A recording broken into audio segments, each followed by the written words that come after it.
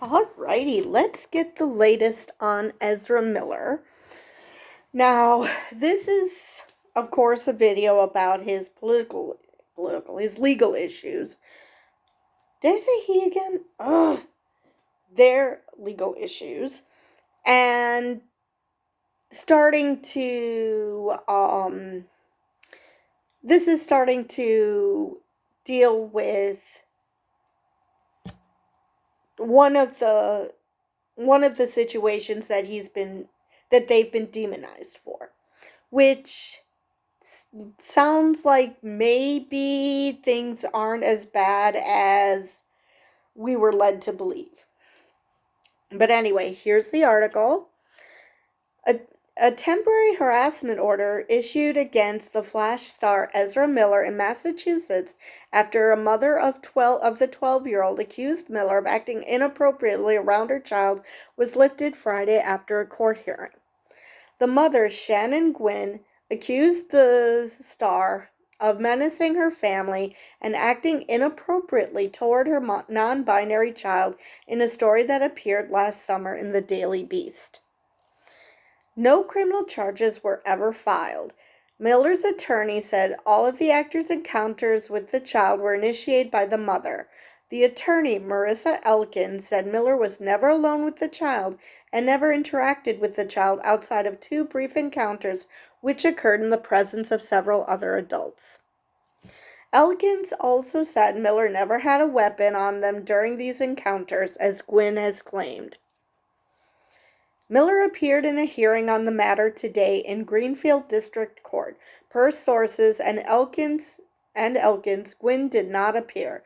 The judge ruled that the order, originally set to expire July 1st, was lifted, which, that's today. The original order pursued by Shannon Gwynn on behalf of her minor child was based on untrue allegations, Elkins said. Frustratingly for Ezra, Gwynn lodged her false allegations at a time when Ezra was struggling with significant mental health issues and was unable to come to court to defend themselves against the spurious claims that made by this individual. Had Ezra been able to appear in court last year and share the truth about their very limited interaction with Miss Gwynn, I am confident the original order would not have been issued. Yeah, it certainly doesn't say much for the order if the person who sought the order doesn't bother to appear in court. So yeah, if that doesn't scream, I made this shit up, I don't know what will. Miller also released a statement today obtained by Deadline, marking the second time they have spoken publicly since the Flash premiere a couple of weeks ago. I'm encouraged by today's outcome and very grateful at this moment to everyone who has stood beside me and sought to ensure that this egregious misuse of the protective order system was halted, they wrote. Protective orders are meant to provide safety for individuals, families, and children who are in danger. They are not meant to be used as weapons by those seeking attention or fleeting tabloid fame or some sort of personal vengeance when there are people in true and dire need of these services. True. I have been unjustly and directly targeted by an individual who the facts have shown has a history of such manipulative and destructive action, they continued. And, let's see. Miller was slapped with the order in what was a rough summer last year, which included stealing liquor from a neighbor's house in Stamford, Vermont. Miller struck a plea deal in the case and is serving a 1-year probation. Okay. Obviously, I did not hear about that because I couldn't understand why someone like Jonathan Majors is immediately in the court system and seems like Ezra is getting nothing. Okay, so at least something's happening. In addition, the parents of the then 18-year-old Dakota Iron Eyes asked a judge to issue an order of protection against the actor, saying Miller groomed and brainwashed Dakota. Dakota was on the record multiple times in opposition to her parents. They filed in June and withdrew their conservatorship request last August. I am very confused about this. I assume that's a different one? Miller apologized publicly last August, saying they were suffering complex mental health issues and had begun ongoing treatment. They also met with top Warner Brothers brass Michael DeLuca and Pam Abdi to mend fences. I want to apologize to everyone that I have alarmed and upset with my past behavior, they added in last August's statement. I am committed to doing the necessary work to get back to a healthy, safe, and productive stage in my life. And I hope that they're able to do that. Meanwhile, filmmakers who worked with Miller praised them for their talent and skill as an actor, including Flash's Andy Muschietti and Dolan's director Mary Herron. Muschietti even said he'd work with Miller again in a Flash sequel. I'm hearing that movie bombed, so I'm going to say that's not going to happen. Miller did not participate on the media tour for The Flash, and neither did many of its cast members. This factored into a lackluster opening for the DC movie, for which Warner Bros. Discovery CEO David Zaslav and DC bosses Peter Safran and James Gunn had high hopes. Then why didn't you do more publicity for the movie? I mean, you could have done it without Ezra. I mean, a lot of people were probably watching it for Michael Keaton anyway, so have him do the publicity tour. I don't know. I guess they didn't want to put too much into it because this was the end of the former era. But still, if you were thinking of using certain actors into your new DCU, then, I don't know, make something of it? Anyway, The Pig opened stateside to $55 million and has a $95.2 million running total as of Thursday and a global gross of $217.5 million. Okay, and here is today's statement from Elkins, which is Ezra's lawyer. Today, a harassment order against my client, Ezra Miller, they them pronouns, issued by the Greenfield District Court 1 year ago, expired. The original order, pursued by Shannon Gwynn on behalf of her minor child, was based on untrue allegations. Frustratingly for Ezra, Gwynn lodged her false allegations at a time when Ezra was struggling with significant mental health issues and was unable to come to court to defend themselves against their spurious claims made by this individual. Had Ezra been able to appear in court last year and share the truth about their very limited interactions with Miss Gwynn, I am confident the original order would have never been issued. After 1 year of intensive ongoing mental health therapy, Ezra is doing much better. That's good. They were present in court today to ensure that these false allegations would not go unchallenged, whether or not Gwynn returned to court asking that last year's order be extended. Gwynn did not return to Greenfield District Court today to perpetuate her falsehoods, but Ezra wishes to take the opportunity now to make several things very clear. Their 3 encounters with Gwynn were entirely initiated by her, exceedingly brief, and absolutely did not involve any inappropriate interaction with her child. My office has investigated Gwynn's allegations extensively.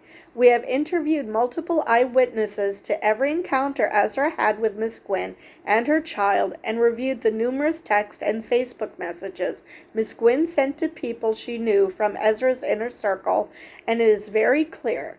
Ezra only came to interact with Miss Gwynn when she recognized Ezra and invited herself over when they were visiting the home of a good friend in Greenfield.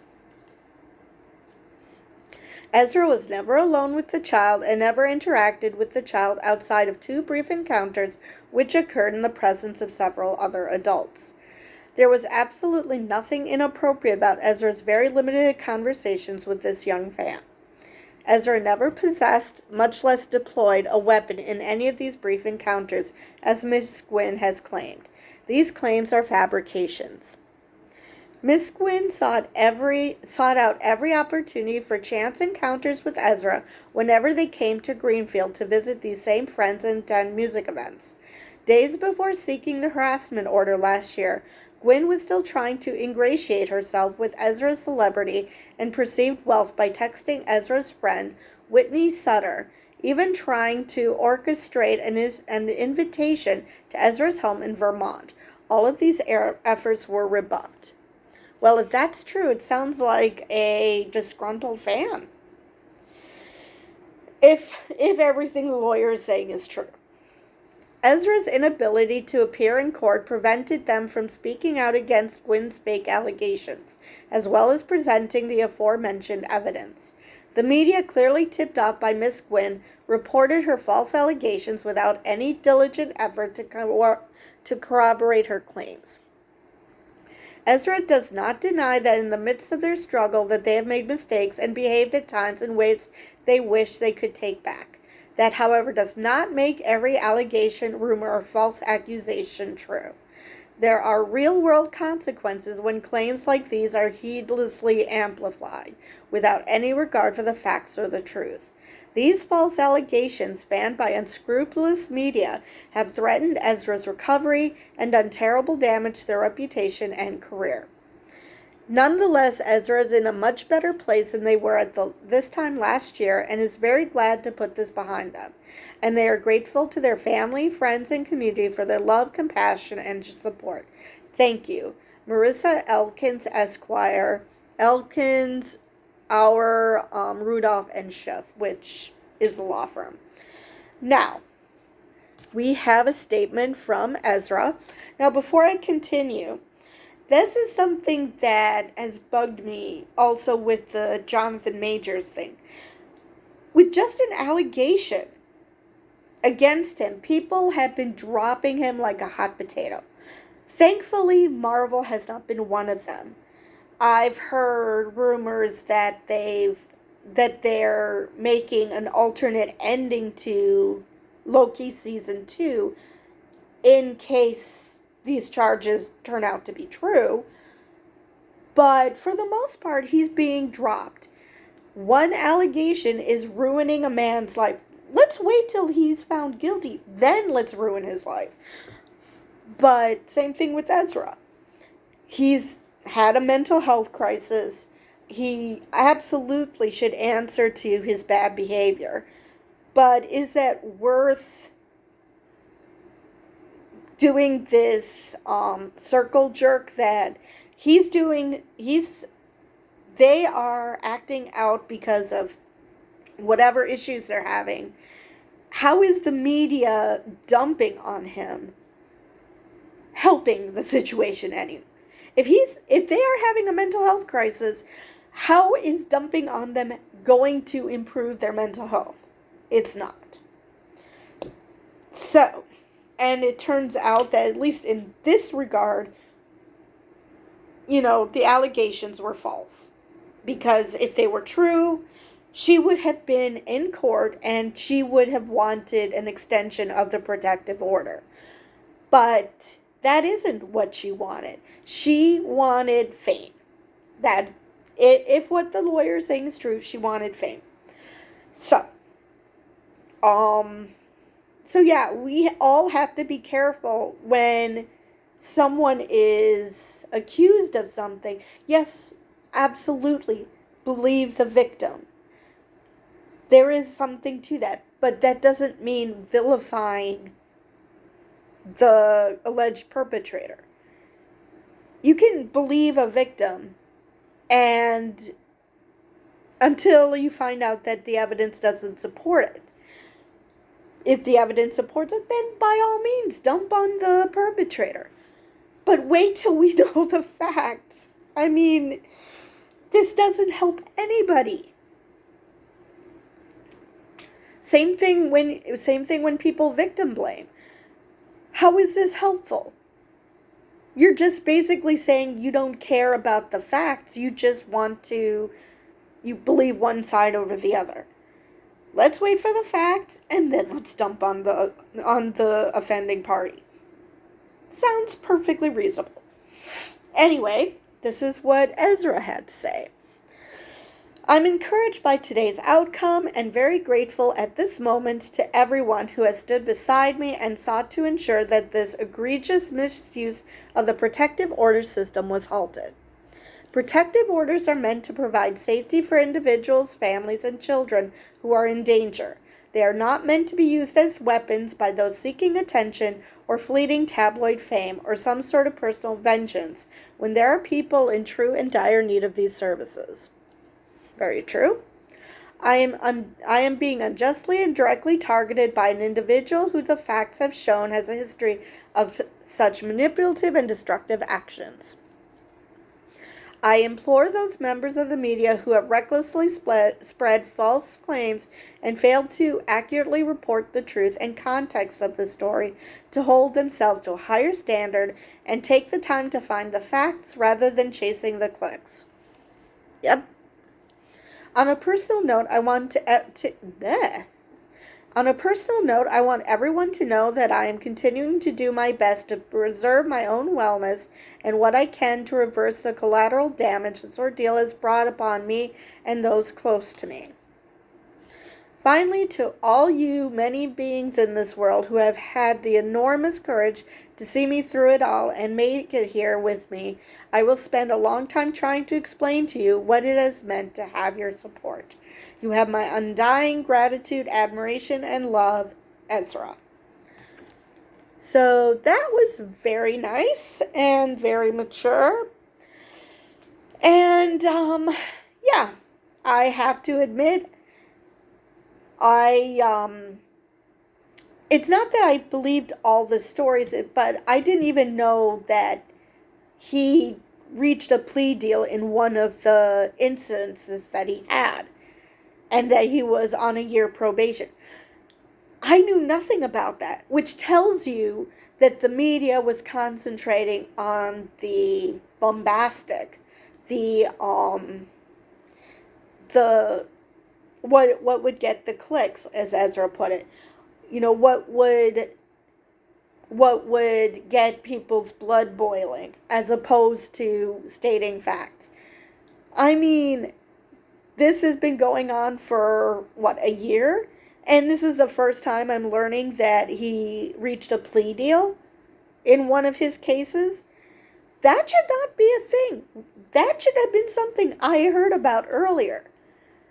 The fact that I didn't, I'm sure a lot of people also didn't know about that and assumed that Ezra was coasting because he happens to be white.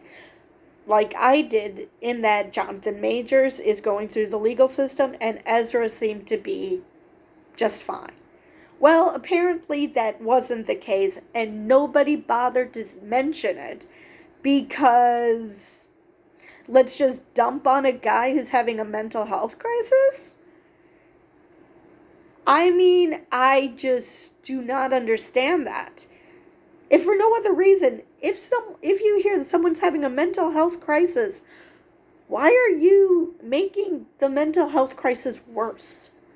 At least if you're going to mention all their bad behavior, mention that there are consequences and these are what the consequences are, as opposed to, oh yeah, he did all this bad behavior, we're not going to tell you that there have been consequences because we want people to cry racism when this happens to Jonathan Majors.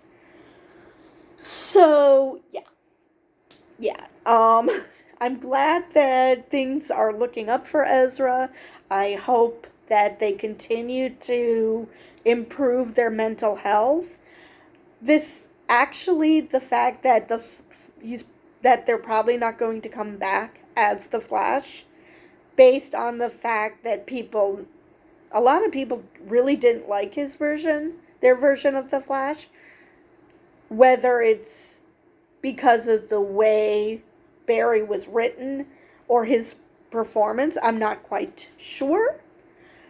But the fact that they might not be returning as the Flash might actually be good for them, because they can just sit back, continue to do their therapy, and when they return to acting, they'll be in a better place.